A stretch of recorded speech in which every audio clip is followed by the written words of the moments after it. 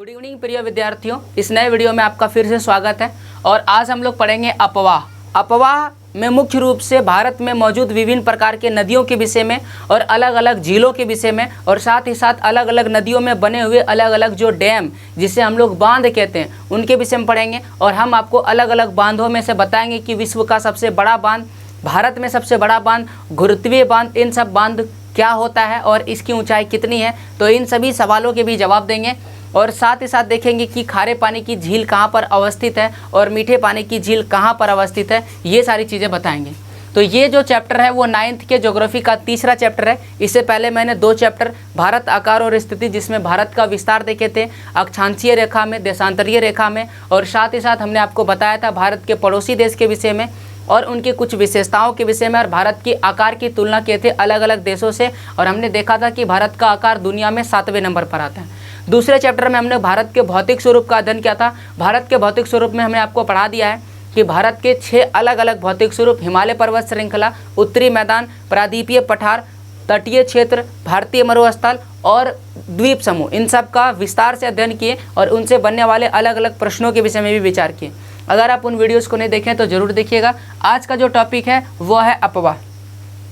अपवाह का शाब्दिक अर्थ होता है नदी तंत्र द्वारा जो निर्मित किया गया क्षेत्र है उसे अपवाह कहते हैं। देखिए, एक नदी अलग अलग क्षेत्रों से होकर के बहती है और अलग अलग प्रकार के जो आकृति है जिसे हम स्थलाकृतियाँ कहते हैं उनका निर्माण करती है, जिसका अलग अलग नाम है। जैसे कि नदियाँ भी आकार की घाटी बनाती है, गार्ज एवं केनियान बनाती है, जलप्रपात एवं छिपरिया बनाती है, जल गर्तिका बनाती है, संरचनात्मक सोपान बनाती है, नदी विसर्प बनाती है। नदी विसर्प जब छूट जाता है तो हम इसे गौखुर झील कहते हैं, तो गौखुर झील का निर्माण करता है। संप्राय मैदान का निर्माण करता है।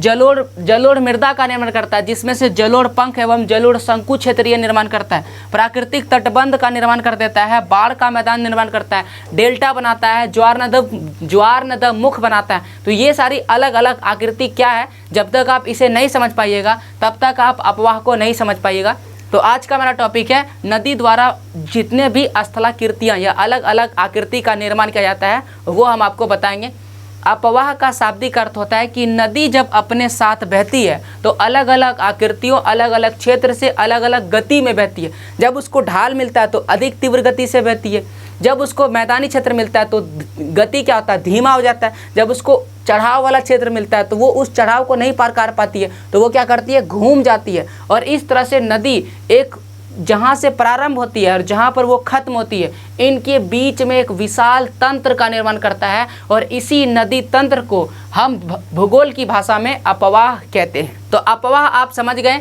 अब आइए हम लोग पढ़ते हैं अलग अलग आकार की घाटियाँ क्या पर हैं। देखिए, हमेशा याद रखिएगा, हिमालय या तो किसी उद्गम झील के आसपास होगा या उसका उद्गम पहाड़ी क्षेत्र से होता है। तो मान लीजिए कि एक नदी है, गंगा नदी, वो हिमालय पर्वत श्रृंखला से निकलती है। तो जब भी नदियाँ किसी पर्वत श्रृंखला से निकलती है तो उसका बहाव बहुत ही ज़्यादा तेज होता है, क्योंकि यहाँ पर उसको एक बहुत ही तीव्र ढाल मिलता है। तीव्र ढाल का मतलब एक ऐसा ढाल जिसमें बहाव जो है बहुत ही तेज हो जाता है, उस ढाल को हम तीव्र ढाल कहते हैं। इसीलिए तीव्र ढाल, जब भी आप सड़क पर जाते हैं तो देखिए कहीं पर लिखा होगा आगे तीखा मोड़ है, मतलब कि मोड़ बहुत ही भयानक है, ऐसे जाकर के एकदम 90 डिग्री पर मोड़ है, तो उसको तीखा मोड़ कहते हैं। उसी प्रकार से ढाल जब अधिक होता है, बहुत ज़्यादा ढाल होता है, तो हम उस ढाल को क्या बोलते हैं, तीव्र ढाल बोलते हैं। तो यहाँ पर देखिए, यहाँ पर भी क्या लिखा है, ये एक तीव्र ढाल है। तो इस तीव्र ढाल के चलते यहाँ पर जो पानी का बहाव है बहुत ज़्यादा तेज होता है, और इसके साथ पड़ने वाला जितने भी तरह के मिट्टी पत्थर वो उसे बहा लेता है और साथ ही साथ उसे काट भी देता है। तो जब नदी का बहाव बहुत ज़्यादा तेज होता है तो उसके पास में पड़ने वाले जितने भी क्षेत्र होता है, मिट्टी का क्षेत्र या धरती, उसे वो काट देता है और काट करके एक गड्ढा बना देता है। पानी जब बहेगा तो गड्ढा बनाएगा ना, तो ऐसे करके काट देता है। तो ऐसे करके जब काटता है तो वो एक भी घाटी का निर्माण करता है, और इसी घाटी को हम भी आकार की घाटी कहते हैं। घाटी को इंग्लिश में वैली कहते हैं। ओके, इंग्लिश में क्या कहते हैं, वैली कहते हैं। तो इस तरह से जब पानी का बहाव बहुत तेज होता है प्रारंभिक अवस्था में, नदी की 3 अवस्था होती है। देखिए, पहली जो अवस्था है वो बहुत ज़्यादा तेज, और इस तरह के नदी को हम युवा नदी कहते हैं। युवा का मतलब अभी यंग है, उसमें बहुत ज़्यादा ऊर्जा है और उसके पास पड़ने वाला किसी भी तरह के वस्तु को बहा सकता है। इसलिए कभी भी आप पर्वतीय क्षेत्र में घूमने के लिए जाइएगा तो नदी के बहाव को कम मत समझिएगा। अगर उसमें आप चले गए तो बहा लेगा, एकदम पूरी तरह से बहा लेगा, उसमें पड़ने वाले सभी क्षेत्र को वो बहा लेता है। तो ज़्यादा तेज उसमें बहाव बहुत ज़्यादा तेज होता है, मिट्टी को क्या कर देता है, काट देता है। उसके बाद मध्य अवस्था आता है और उसके बाद तीसरा जो आता है निम्न अवस्था, जिसे बूढ़ा अवस्था कहते हैं। ठीक है, तो इस तरह से नदी की 3 अवस्था होती है। जिस तरह से मनुष्य की 3 अवस्था होती है, पहले बचपना होता है, फिर युवा अवस्था आता है, फिर बूढ़ा अवस्था आता है, उसी तरह से नदी का 3 अवस्था होता है।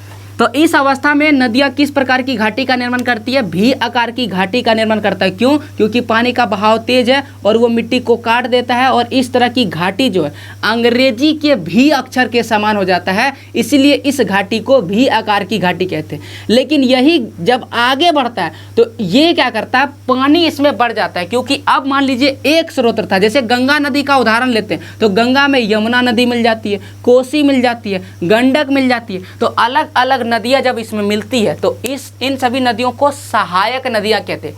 तो अलग अलग सहायक नदियाँ जब मिलती है तो जल का स्तर धीरे धीरे बढ़ता चला जाता है, और इसीलिए जो पहले भी आकार को काट रहा था अब उसका जो कटाव है वो धीरे धीरे बढ़ता चला जाता है, और इस तरह से आकार और ज़्यादा बढ़ता चला जाता है।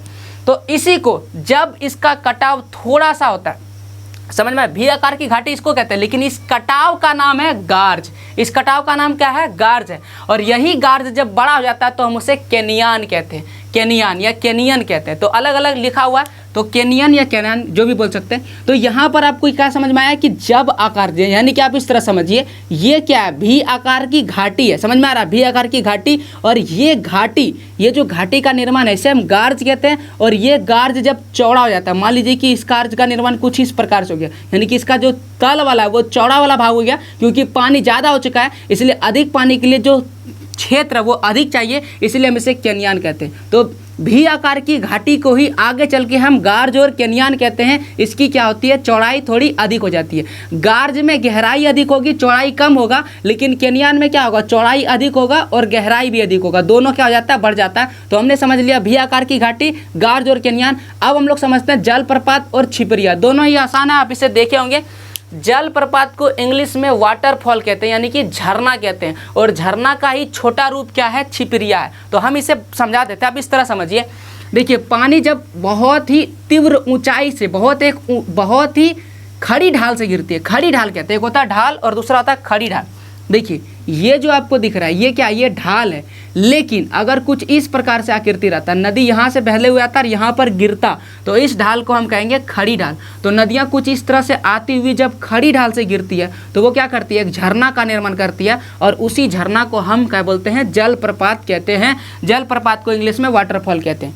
और जलप्रपात का ही छोटा रूप, यानी कि ये तो बहुत ही ऊंचाई से गिर रहा है, लेकिन जब ये कम ऊंचाई से गिरेगा, मतलब छोटा सा ही रूप रहता है, जब ये कम ऊंचाई से गिरेगा तो इस ऊंचाई को हम लोग क्या बोलेंगे, छिपरिया कहेंगे। क्या बोलेंगे, छिपरिया। और इसको हम लोग इंग्लिश में कहते हैं रैपिडास, RAPIDAS। ओके, रैपिडास कहते हैं, RAPIDAS। आप स्पेलिंग लिख दिए, प्रोनाउंसिएशन जो भी होगा, ओके ना।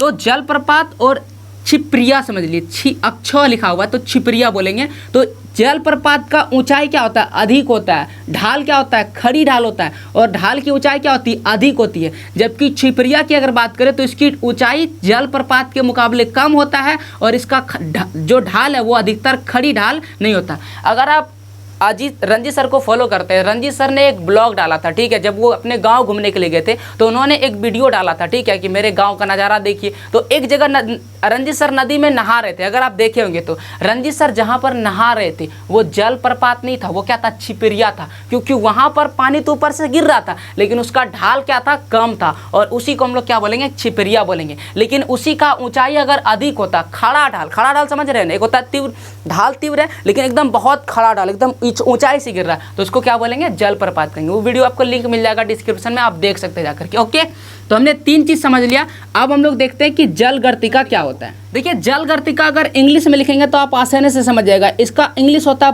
Port, HOLES, halls. पोट का मतलब घड़ा होता है ना क्या, पोट, पोट से बनता है पोटर, मतलब घड़ा बनाने वाला, जैसे कुम्हार कहते हैं। तो पोट और हॉल्स तो मतलब गढ़े, घड़ा के समान जब गड्ढा का निर्माण होता है तो हम उसे क्या बोलते हैं, जल गर्तिका कहते हैं। और यहाँ पर गर्त का निर्माण होता है। गर्त का हिंदी होता है गड्ढा, गर्त इंग्लिश शब्द, हिंदी शब्द है, लेकिन इसका अर्थ क्या होता है, गड्ढा। तो कहता है कि नदी, ये नदी है, ओके ना, नदी ये ऊपर वाला पानी है, ठीक है। नदी के थोड़ा नीचे आइए, नीचे भी तो पानी बहता होगा, बात समझ में आ रहा है ना। ये ऊपर का पानी है, ये जल है, ठीक है ना। तो जब ये नदी का, मान लीजिए इतना सारा पानी है नदी में, ओके ना, इतना सारा पानी है, पानी बनाते हैं, आप समझिएगा, थोड़ा सा समझने की कोशिश कीजिए। ये पानी, ये धरती है, ठीक है, और इतना पानी है नदी में, पानी बहुत ज़्यादा नदी में होता है। तो ये नदी का निचला भाग हम लोग समझते हैं। ऊपर तो पानी बह रहा है, लेकिन नीचे क्या हो रहा है, नीचे की घटना को समझिए। तो कहता है कि नदी के नीचे जो धारा है, उस भंवर धारा के करते, यानी कि वाइब्रेशन वाला जो धारा है,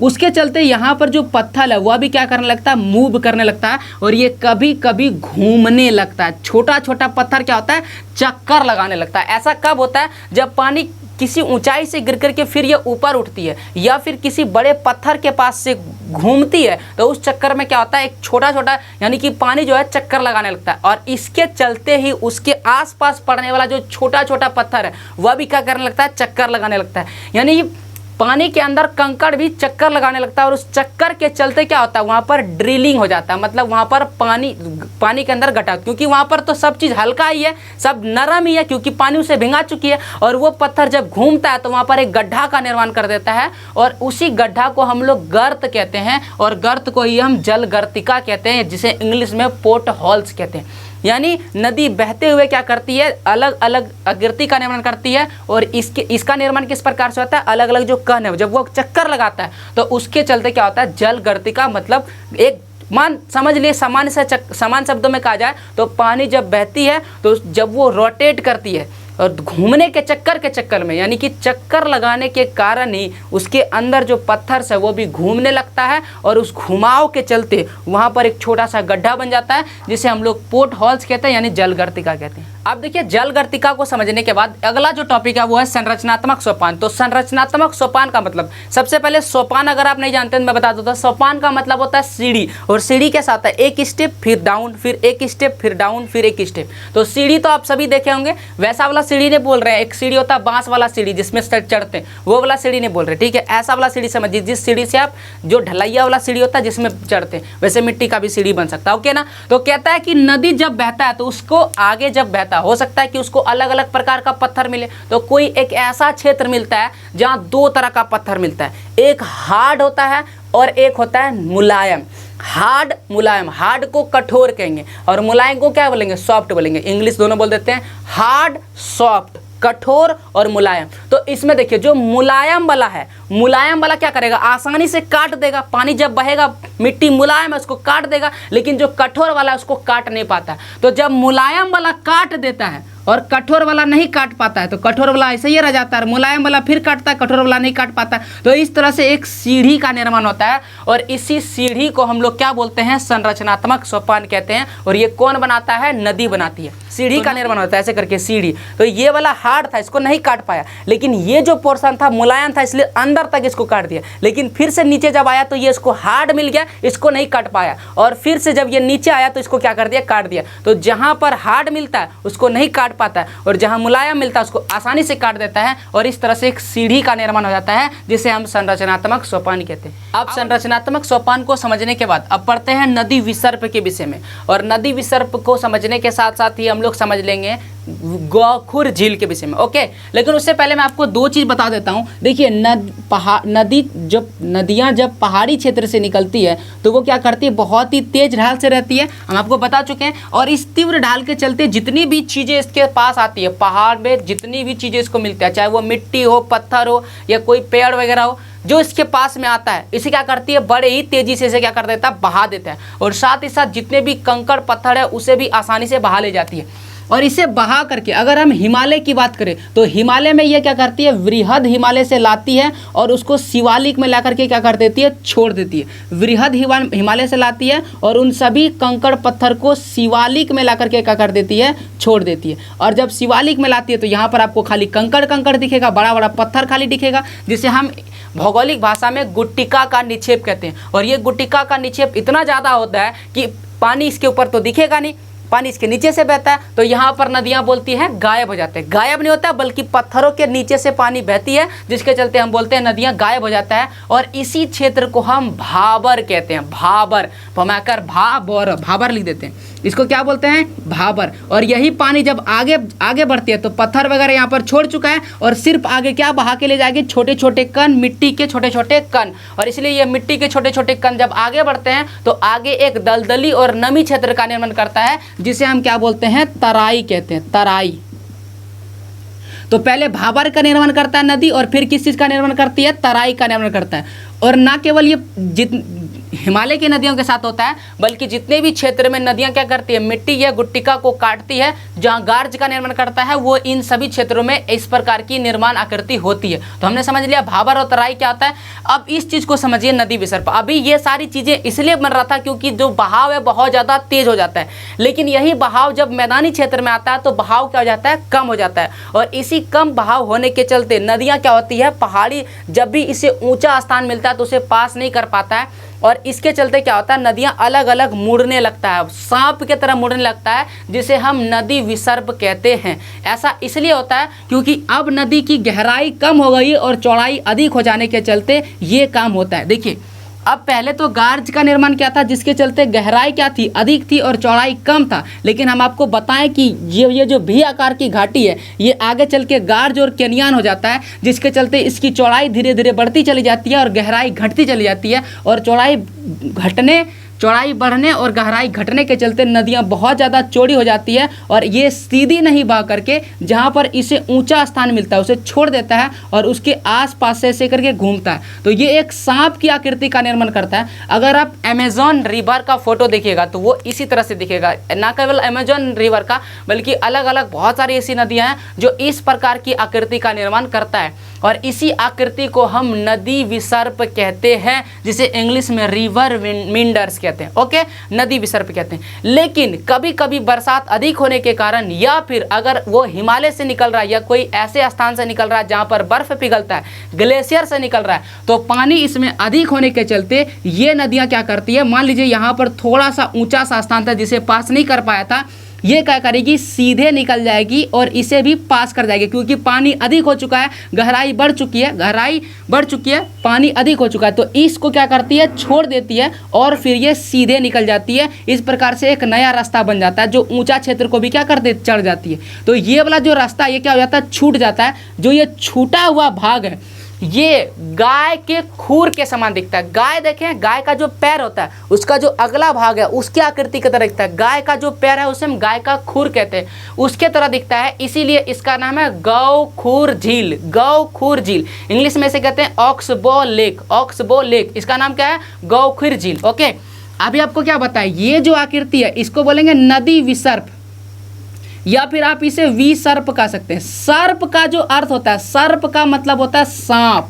सर्प का मतलब क्या होता है, सांप होता है। तो सांप के तरह दिख रहा है, इसलिए इसको बोलते हैं नदी विसर्प। और यही नदी विसर्प जब सीधा हो जाता है, जब क्या हो जाता है, सीधा हो जाता है, तो इसका ये जो घुमाव वाला भाग है वो छूट जाता है, जिसको क्या बोलते हैं, गौ खूर झील, यानी ऑक्सबो लेक। गौ खूर झील, ऑक्सबो लेक। और विसर्प को क्या बोलते हैं हम लोग, रिवर मिंडर्स बोलते हैं, रिवर मिंडर्स। तो नदी विसर्प समझ लिए। अब हम लोग देखते हैं संपराय मैदान किसे कहते हैं। अब हम लोग दो चीज को एक साथ समझेंगे। सबसे पहला है संपराय मैदान और दूसरा है जलोढ़ पंख या जलोढ़ शंकु। इन दोनों को समझते हैं। देखिए, अभी आपको क्या बताया, नदियां जब बहती है तो क्या करती है, तो भाबर का निर्माण करती है और आगे किसका निर्माण करती है, तराई का निर्माण करती है। भाबर और तराई। लेकिन आप इस चीज समझिए, जब नदी क्या करती है, एक खड़ी ढाल से या ऊंचाई से गिरती है तो पहाड़ी क्षेत्र में इसका ढाल कैसा है, गति कैसा है, गति है तीव्र। तीव्र का मतलब बहुत ज़्यादा स्पीड से यह क्या कर रही है, बह रही है। लेकिन जैसे ही ये एक मैदानी क्षेत्र में चलती है, यानी कि जहाँ पर बिल्कुल मैदान है, बिल्कुल प्लेन क्षेत्र है, ठीक है, यहाँ पर बिल्कुल भी ढाल नहीं है, एकदम समतल भूमि है,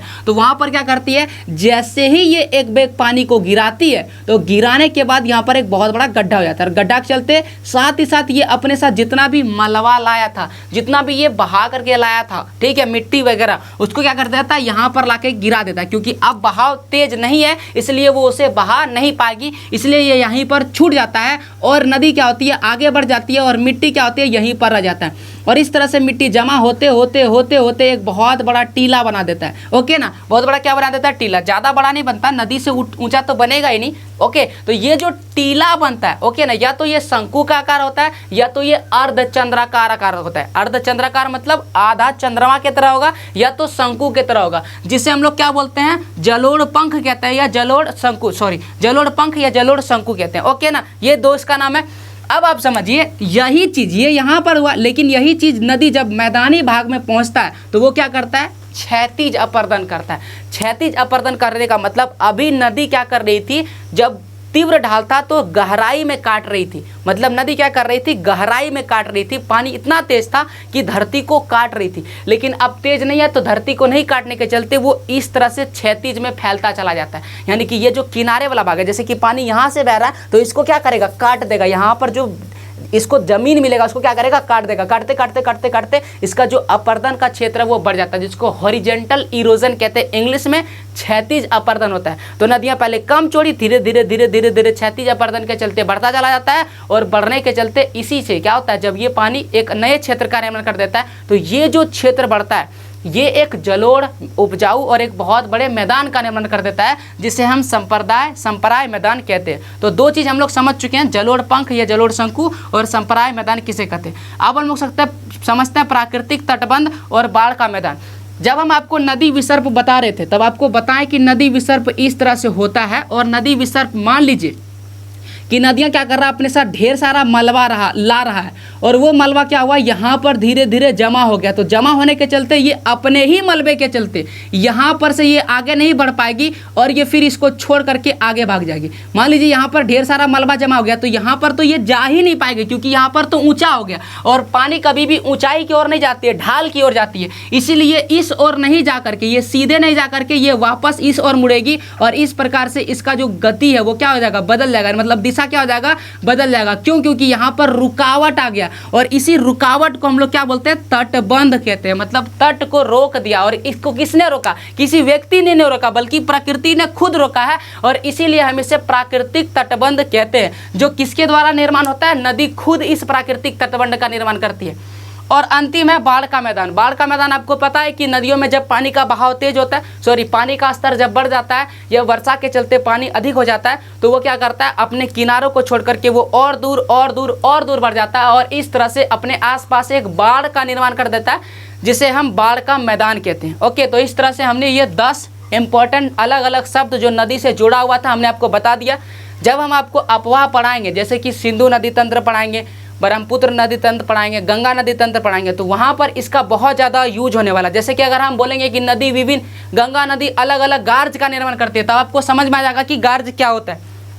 फिर अगर हम बोलेंगे कि गंगा नदी क्या करती है, भाबर का निर्माण करती है, तराई का निर्माण करती है, तो ये शब्द आपको आसानी से समझ में आएगा। अब आइए इसके अलावे भी कुछ अलग अलग शब्द है, वो भी मैं आपको बता देता हूँ। अब उनके अलावे भी जो अलग अलग शब्द है, पहली है वितरिकाएं, दूसरी है सहायक नदियां, तीसरी है नदी द्वीप, और चौथा है डेल्टा। तो इन सबको समझते हैं। देखिए, वितरिका का मतलब होता है नदी जब अलग अलग भागों में बंट जाती है तो उसको वितरिकाएं कहते हैं, और एक नदी में जब अलग अलग नदी आकर के मिल जाती है तो इन नदियों को सहायक नदी कहते हैं। ओके, तो हम इसे पहले समझ लेते हैं। देखिए, नदी जब पहाड़ से निकलता है तो हम लोग जान चुके हैं इसका ढाल तीव्र होता है और अपने साथ ढेर सारा गाद लाता है, लेकिन वही गाद जब आगे बढ़ता है तो उसे नहीं बहा पाता है, जिसके चलते ये गाद जमा हो जाता है और नदी अपना रास्ता दूसरा ढूंढने लगता है। मान लीजिए यहाँ ढेर सारा गाद जमा हो गया तो नदी क्या करेगा, अपना रास्ता ढूंढेगा, या एक इधर निकल गया, आधा इधर निकल गया, और इसी प्रकार से जब नदियां अलग अलग भागों में बंटती है तो उन सभी को क्या बोलते हैं, वितरिकाएं कहते हैं। ओके, तो ये समझ में आ गया कि ये क्या होती है, वितरिकाएं होती है। और एक नदी में मान लीजिए कि गंगा नदी है, मान लेते हैं, ठीक है, ये गंगा नदी है, उसमें यमुना नदी आकर के मिलती है,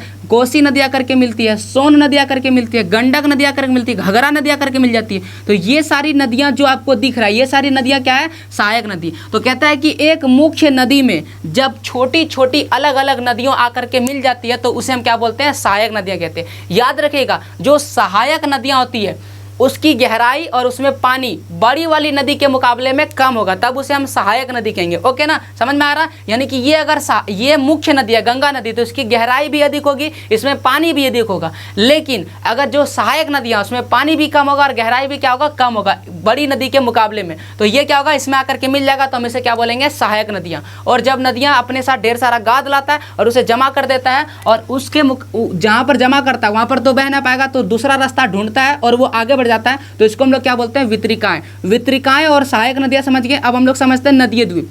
देखिए कभी कभी क्या होता है, ये जो वितरिकाएं हैं, ये जो वितरिकाएं हैं, ओके ना, ये क्या है, वितरिकाएं। वितरिकाएं मतलब वितरित हो जाना, वितरिकाएं का मतलब होता है वितरित हो जाना, बट जाना। और सहायक का मतलब होता है सहायता देना। कौन चीज में सहायता दे रहा है, जल स्तर को बढ़ाने में सहायता दे रहा है। हो सकता है इसका जल स्तर घट गया होगा तो आगे बह पाएगा कि नहीं, तो इसको जल स्तर को बढ़ाने में इसकी सहायता कर रहा है, तो उसको क्या बोलेंगे, सहायक नदी बोलेंगे। और जब बंट जाता है तो क्या बोलते हैं, वितरिकाएं बोलते हैं। लेकिन कभी कभी क्या होता है, जब ये बंट जाता है तो एक बड़ा सा एक ऐसा भाग होता है जो एक बड़े क्षेत्र का निर्माण कर देता है। मतलब गाद इतना ज़्यादा होता है कि एक बड़ा क्षेत्र का निर्माण कर देता है, जहाँ पर आप रह सकते हैं, रुक सकते हैं, और इस तरह के क्षेत्र को हम नदीय द्वीप कहते हैं। देखिए जब कोई द्वीप समुद्र में रहता है तो उसको हम द्वीप बोलते हैं, ठीक है ना, सिर्फ द्वीप बोलते हैं। समुद्र में बना हुआ एक ऐसा क्षेत्र, एक ऐसा स्थल जहाँ पर आप रह सकते हैं, रुक सकते हैं, उसको क्या बोलेंगे, द्वीप बोलते हैं। लेकिन यही चीज जब नदी में बनता है तो हम इसको क्या बोलेंगे, नदीय द्वीप कहेंगे। ओके, और ये किससे बनता है, गाद सिल्ट जो नदियां बहा के लाती है उससे बनता है।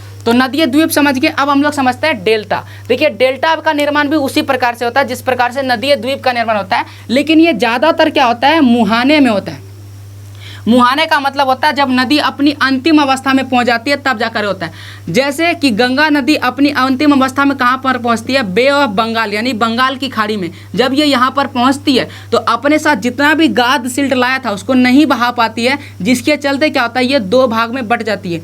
और दो भाग में बटने के चलते यहाँ पर एक आकृति का त्रिभुजाकार आकृति का निर्माण हो जाता है, और इसी को हम क्या बोलते हैं, डेल्टा कहते हैं। इसी को क्या बोलते हैं, डेल्टा। यहाँ पर आप रह सकते हैं, एक भूमि है। ओके, विश्व का सबसे बड़ा डेल्टा कौन है, सुंदरबन डेल्टा है, जो गंगा नदी हुगली में बट जाती है, और एक नदी कहाँ पर दूसरी जो भाग है किस में पहुँच जाती है, बांग्लादेश में इनकर जाती है, और बांग्लादेश में आगे जाकर के वो ब्रह्मपुत्र में मिल जाती है, और फिर वो ब्रह्मपुत्र और गंगा दोनों मिल करके फिर अरब बंगाल की खाड़ी में गिर जाती है। इस प्रकार से जो आपको दिख रहा है यानी हुगली नदी, आप इस तरह समझिए, मान लीजिए कि ये वाला जो नदी है वो हुगली नदी है, और ये नदी कहाँ पर, मान लीजिए बांग्लादेश में इन कर रहा है, तो इसके बीच का ये जो क्षेत्र है ये क्या हो गया, सुंदरबन डेल्टा हो गया, जो विश्व का सबसे बड़ा डेल्टा है। जब हम आपको नदी पढ़ाएंगे तो इसके विषय में जरूर पढ़ाएंगे, इसकी क्या खासियत है, यहाँ पर क्या क्या चीज़ें मिलता है, और ये दुनिया का सबसे बड़ा डेल्टा किस प्रकार से होता है। तो ये था वीडियो का अंत।